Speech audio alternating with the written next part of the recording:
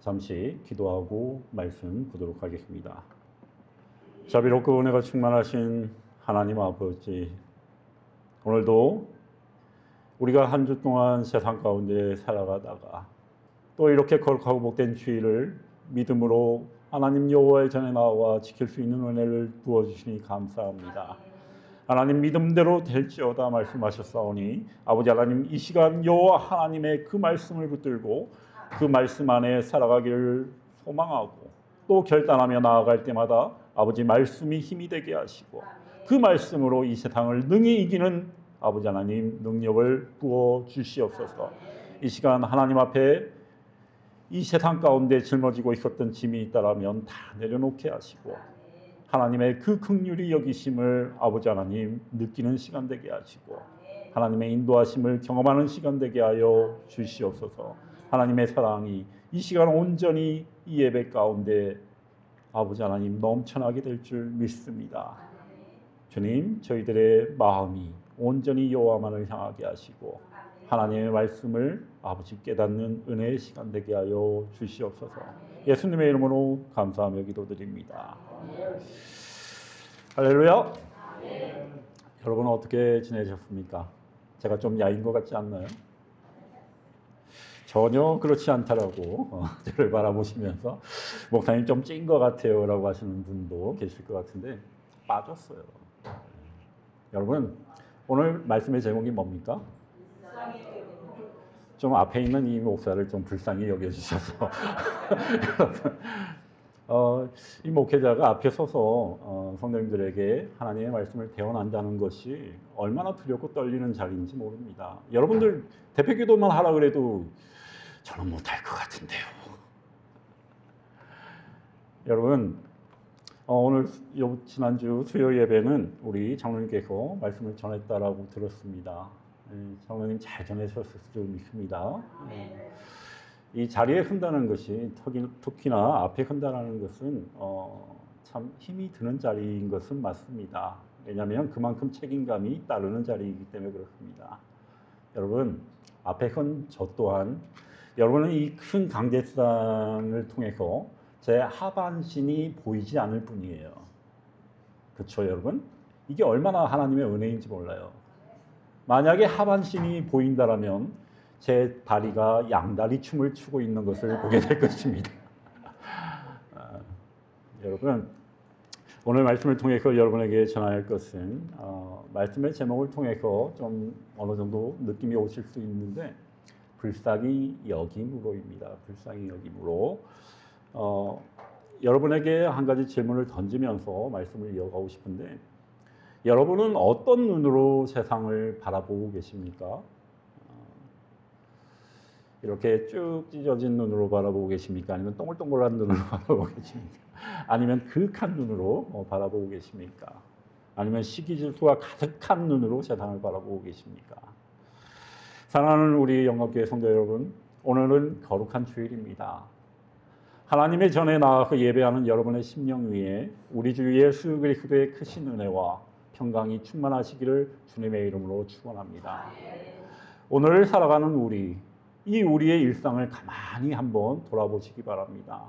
우리가 날마다 접하는 뉴스, 또 SNS라든가 요즘은 이 핸드폰을 손에서 떨어지면 불안 정체를 느낀다라고 합니다. 핸드폰이 없으면 큰일 나는 줄 알아요. 그 정도로 핸드폰을 통해서 얻는 것들이 많은 세상이죠. 이처럼 우리는 여러 가지를 접하면서 살아갑니다. 그리고 우리가 숨쉬며 살아가는 삶의 현장은 그렇다면 과연 어떤 모습일까요? 여러분 우리는 이처럼 여러 가지를 접하면서 얘기를 듣고 말을 들으면서 살아가는데 우리의 삶의 현장은 어떻습니까? 오늘날 세상은 참으로 메마르고 딱딱해요. 너무나도 메마른 세상을 살아가고 있는 것 같습니다. 사람들의 시선은 날이 갈수록 어떻게 해요? 무서우리만큼 날카로워지고 있습니다. 누군가의 실수나 약점이 보이면 어떻게 될까요? 하이에나가 뭘 물어뜯듯이 아주 산산조각을 내버립니다. 이해하려 하기보다는 기다렸다는 듯이 비난하고 정죄하기 시작합니다. 그리고 인터넷 기사의 댓글들을 혹시 보신 적이 있는지 모르겠습니다. 그 댓글들을 보다 보면 좋은 댓글도 간혹 있지만 거의 악플이 많습니다. 작은 허물 하나에 차가운 비판과 조롱이 쏟아집니다. 경쟁은 심화되고 또 여유는 사라져버리고 내 몸 하나 건사하기도 바쁘다 보니까 남의 아픔을 돌아볼 시간은 없습니다. 남의 아픔과 눈물에는 마음을 쓸 여력조차 없는 것입니다. 우리는 얼마나 자주 타인을 향해서 차가운 그러한 잣대를 내밀곤 합니까? 얼마나 많이 내밀곤 합니까? 저 사람은 왜 저렇게밖에 못 살까? 저 사람은 다 자기 업무 때문에 고생하는 거야. 자기 죄 때문에 고생하는 거야. 다 본인이 게을러서 그렇지 남 탓할 건 없어.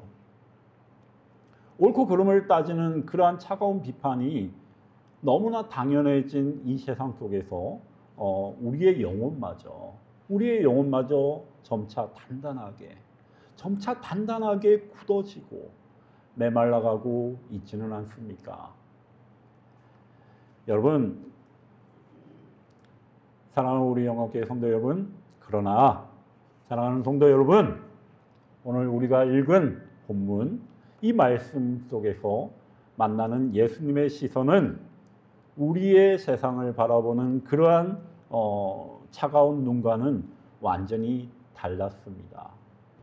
우리 본문 36절을 한번 다 같이 읽어보도록 하겠습니다. 본문 36절 말씀입니다. 시작. 무리를 보시고 불쌍히 여기시니 이는 그들이 목자 없는 양과 같이 고생하며 기진함이라. 아멘. 당시 예수님 주변에는 수많은 무리가 몰려들어 있었음을 알 수 있습니다.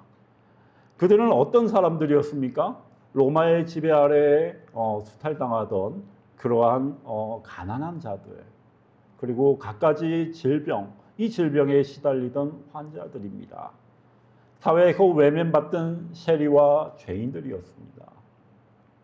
당대의 종교 지도자였던 바리새인, 이 바리새인과 서기관들은 그 무리를 향해서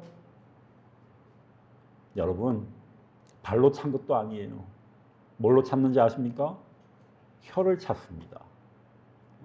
그 무리들을 바라보면서 바리새인들은 혀를 찼어요.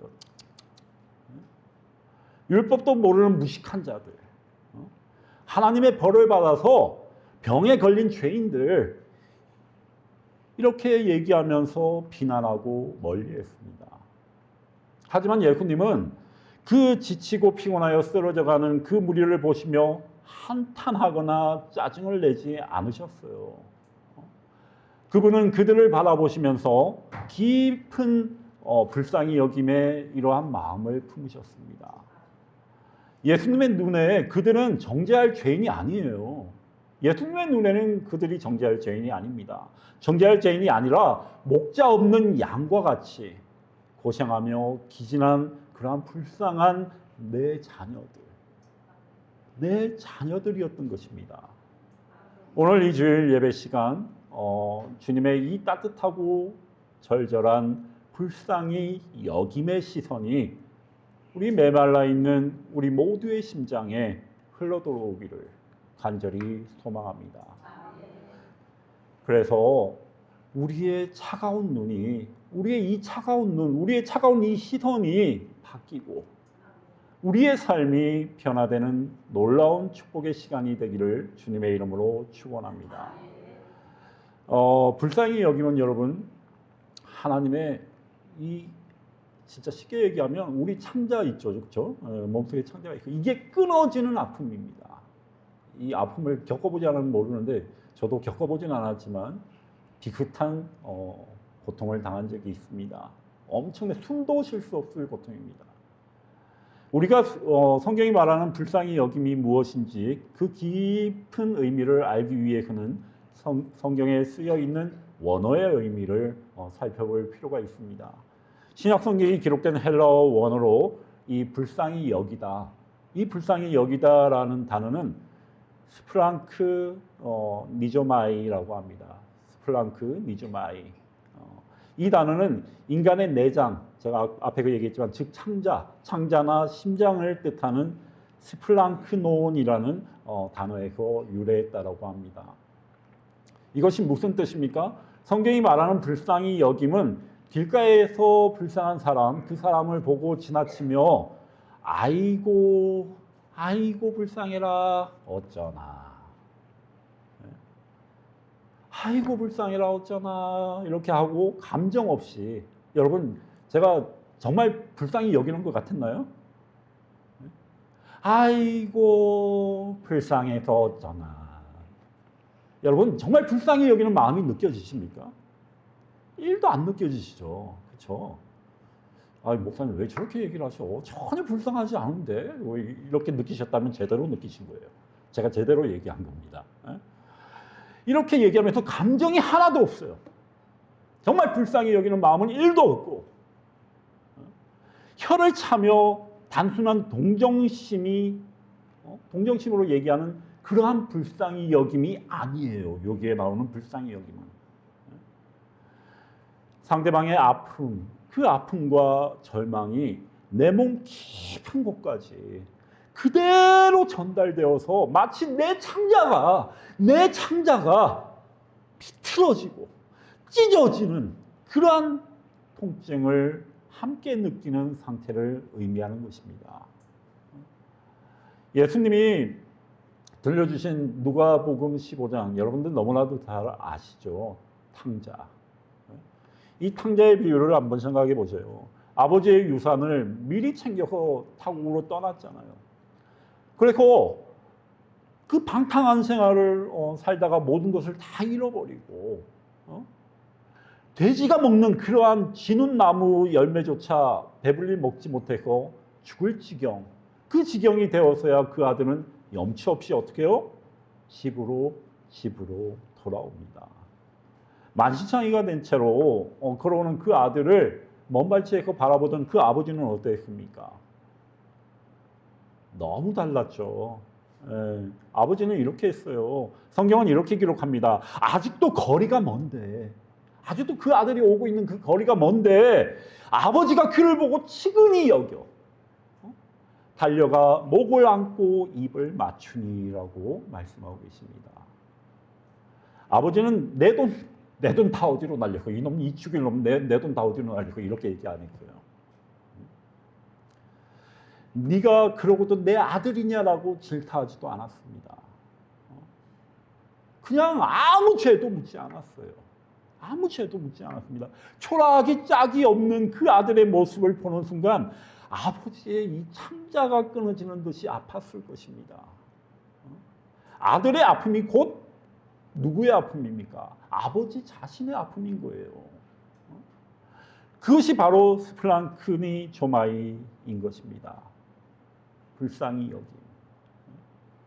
여러분 누가복음 7장에 보면 예수님께서 나인이라는 성에 들어가실 때 장래 행녀를 만나십니다. 한 과부가 하나밖에 없는 외아들을 잃고 통곡하며 따라가고 있었어요. 당시 문화에서 이 가부에게 외아들의 죽음은 단순한 슬픔을 넘어서는 것입니다. 단순한 슬픔을 넘어서 세상에서 살아가야 할 모든 그러한 소망과 생존 기반이 송두리째 날아가는 그러한 절망적인 상황인 거예요. 예수님은 그 가부를 보시고 깊이 불쌍히 여기사 울지 말라 말씀하시고 관에 손을 대어 그 청년을 다시 살려주셨습니다. 다시 살려주셨어요. 우리 믿음의 영광교회 성도 여러분, 한번 묵상해 보시기 바랍니다. 하나님의 사랑은 관념이나 추상적인 이러한 이론이 아니에요. 우리의 생각으로 펼쳐지는 그러한 이론이 아닙니다. 우리가 인생의 밑바닥에서 고통스러워할 때에, 우리의 마음이 찢어질 때에 하나님은 하늘 높이 계셔서 나몰라라 하시는 그러한 분이 아니시라는 거예요. 우리의 슬픔 때문에 하나님의 그 창자가 끊어지는 아픔, 그 아픔을 느끼시는 실제적인 사랑입니다. 그것이 바로 긍휼이자 불쌍히 여김인 것입니다. 하나님께서 우리를 불쌍히 여기시고 우리를 긍휼히 여기시는 거예요. 그 고통을 다 참아내시면서. 우리의 육신을 가진 본성은 타인을 볼 때 나도 모르게 재판관의 위치에 그러한 서는 모습들을 보게 될 때가 있습니다. 여러분도 재판관의 자리에 간혹 서진 않습니까? 불쌍히 여기면 판단과 정죄의 잣대를 내려놔야 하는 것입니다. 근데 이것이 없으면 우리가 재판관이 될 수 있는 거예요. 저 성도는 왜 저렇게 이기적일까? 저 집사는 평소에 기도를 안 하니까 저런 시험에 들지. 저 사람은 다 자기 잘못 때문이야. 다 자기 잘못 때문에 저 고생을 하는 거야 라고 우리가 판단하는 거예요. 우리가 꽝꽝꽝 저 사람의 죄를 확정짓고 있는 거예요. 하지만 우리 안에 예수님의 긍휼의 마음이 들어오면, 이 불쌍히 여김, 이 긍휼의 마음이 우리 안에 들어오면 타인을 향한 그러한 차가운 비판과 판단이 멈춰지는 것입니다. 그리고 불쌍히 여김의 시선으로 변화된다라는 거예요. 우리의 눈의 시선이 변화가 되는 것입니다. 여러분, 요한복음 8장을 통해서 알 수 있는 것은 어느 날 바리새인들과 서기관들이 현장에서 음행 중에 잡힌 여인을 끌고 예수님 앞에 세웠습니다. 그들의 손에는 뭐가 들려 있었을까요? 돌멩이에요, 돌멩이. 돌멩이가 들려 있었고 그들의 눈에는 뭐가 있었을까요? 율법이라는 그러한 차가운 잣대. 그 잣대와 정죄의 분노만이 그들의 눈에 가득했습니다.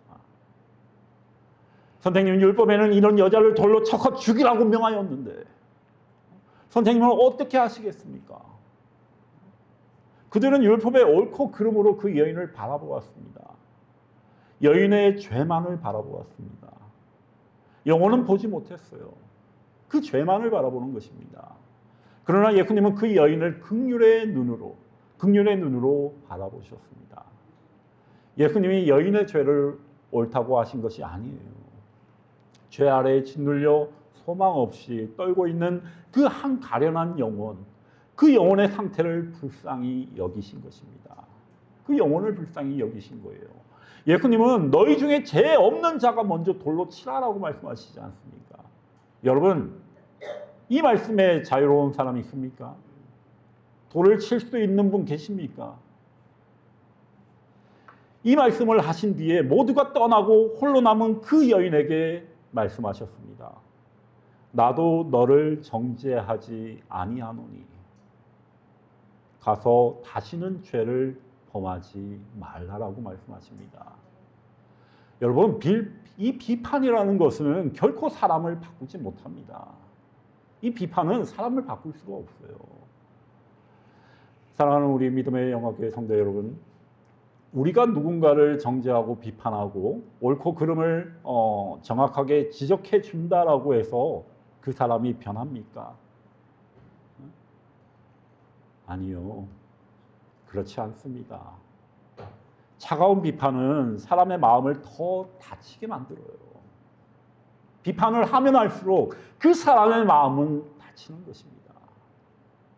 상처만 나올 뿐이에요. 기억하시기 바랍니다. 사람의 삶을 근본적으로 바꾸는 것은 차가운 판단이 아닙니다. 그 사람의 상처를 품어주는 따뜻한 긍휼의 마음인 거예요. 가정에서 우리가 배우자나 자녀를 볼 때도, 교회에서 동역자를 볼 때도 미움이나 분노가 혹시 치밀어 오르십니까? 혹시 교회의 동역자, 공동체, 모 집사님, 모 권사님, 모 장로님은 한 분밖에 안 계시니까 일단 장로님은 빼놓고 얘기할게요. 자, 이렇게 그 사람들을 얘기하면서 분노가 가끔씩 치밀어 오르고 막 그러십니까? 저 사람 때문에 내 속이 아주 뒤집어지고 내가 아주 진짜 힘들어 죽겠어. 아주 저 사람만 없으면 내가 진짜 살판이 날 것 같은데. 혹시 그런 마음들을 갖고 계시고 주변의 사람들을 바라보고 있지는 않습니까? 여러분, 제가 휴가 기간에 느낀 게 있습니다. 여러분, 앞에 있는 저는 어떨 것 같아요, 여러분?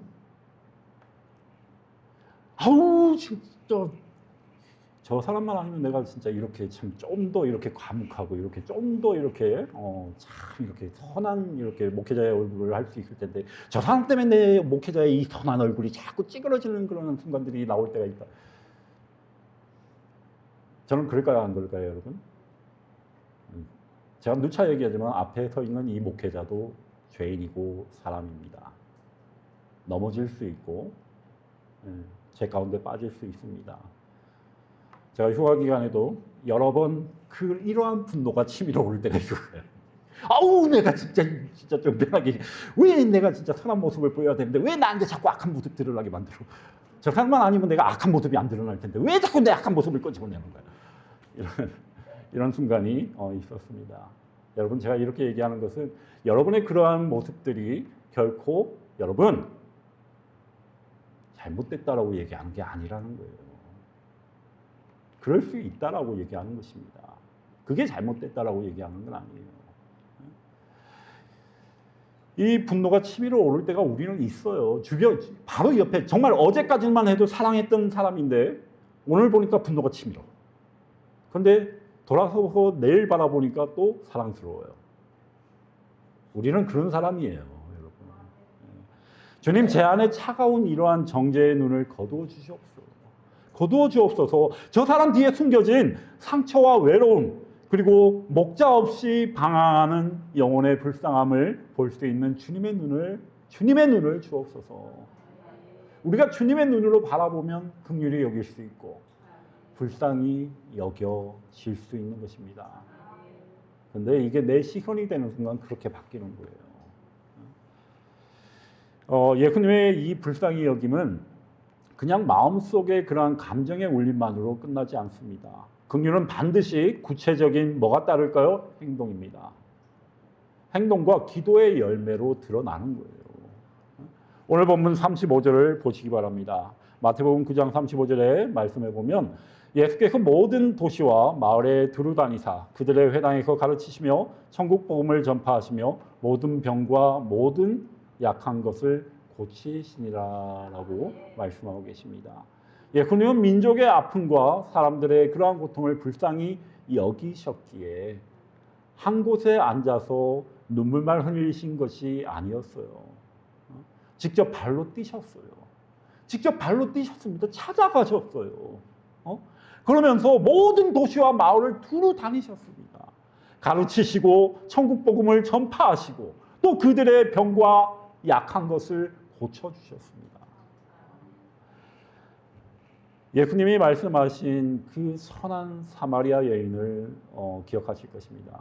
이 사마리아 여인의 비유를 잘 아실 것인데 강도를 만나 매를 맞고 길가에 피 흘리며 죽어가던 사람이 있었습니다.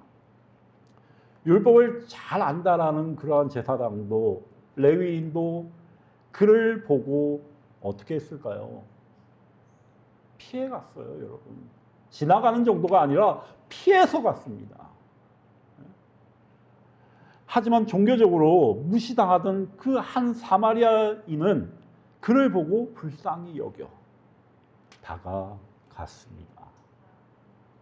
여러분, 불쌍히 여길 때 다가갈 수 있습니다. 그리고 그는 이렇게 했습니다. 가까이 가서 그 상처에 기름과 포도주를 붓고 싸매어 주었어요.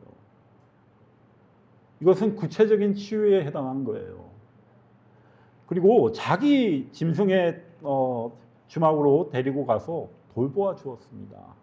이것은 뭡니까? 시간과 수고의 나눔이에요.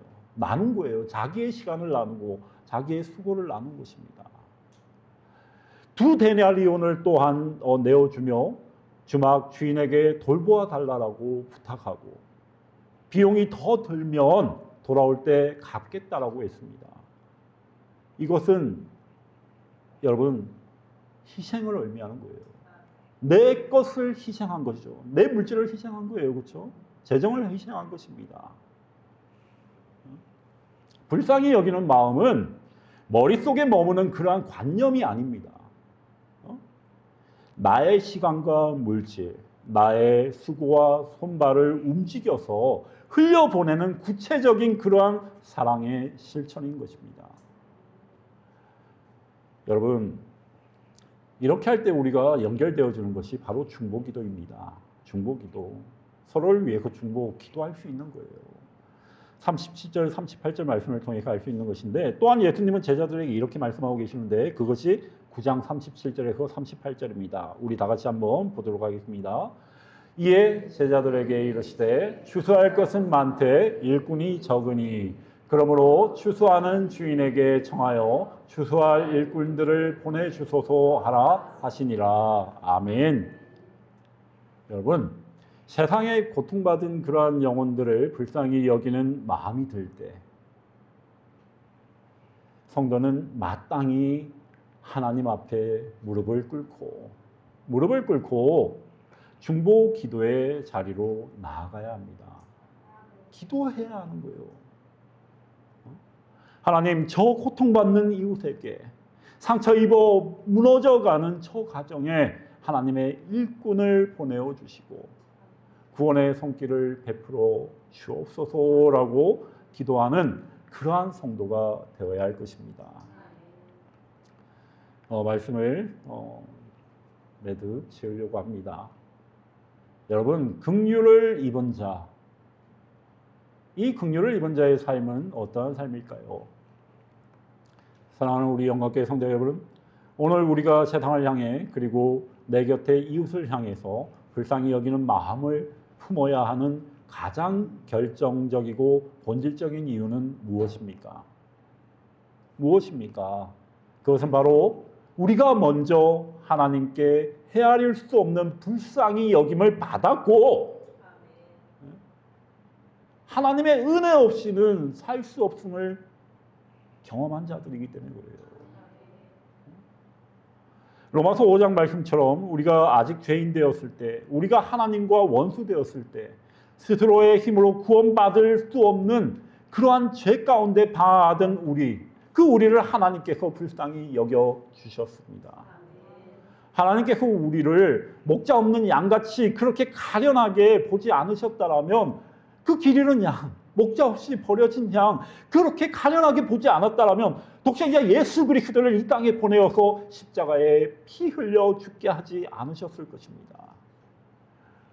우리가 오늘 이 자리에 나와서 하나님을 아바 아버지라 부르며 예배할 수 있는 이 모든 은혜는 오직 하나님의 불쌍히 여김 덕분이에요. 예수님은 산상수훈에서 이렇게 선포하셨습니다. 마태복음 5장 7절에 긍휼히 여기는 자는 복이 있나니 그들이 긍휼히 여김을 받을 것이며. 아멘. 우리가 타인을 향해서 긍휼의 마음을 품을 때 하나님은 우리 삶에 더 큰 긍휼의 은혜의 물결을 부어 주신다라는 것입니다. 여러분, 우리 이렇게 결단하며 나아갔으면 좋겠습니다. 이제 말씀을 맺고자 하는데, 이번 한 주간에 그 삶의 현장으로 돌아가실 때에 또 이제 예배를 마치면 삶의 현장으로 돌아갈 것입니다. 다음 세 가지의 시선으로 변화를 꼭 가슴에 새기며 나아가시길 바랍니다. 그 첫 번째가 가정에서의 시선을 바꾸시기 바랍니다. 가정에서 지금까지의 나의 시선이 어긋나 있었다면 그 시선을 바꾸세요. 배우자나 자녀, 부모님의 미운 모습이 내 눈에 보일 때 지적하고 비판하기 전에 주님의 눈으로 바라보시기 바랍니다. 얼마나 힘들고 지쳤으면 저럴까?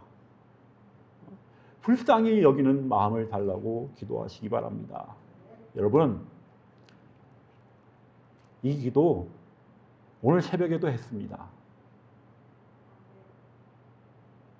여행 기간에도 했습니다. 인간의 시선은 그래요.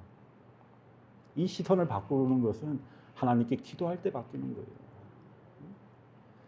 교회와 일터에서 판단의 그러한 시선을 멈추시기 바랍니다.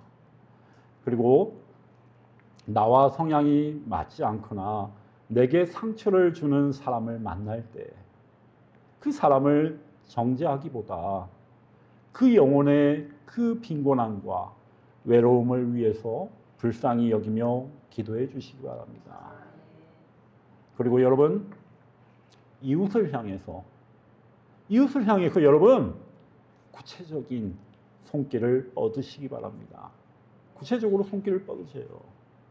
주변에 낙심해 있는 그 이웃에게 따뜻한 안부 전화 한 통, 또 따뜻한 밥 한 끼, 긍휼히 담긴 그러한 손길을 나누는 복된 한 주가 되시기를 축복합니다.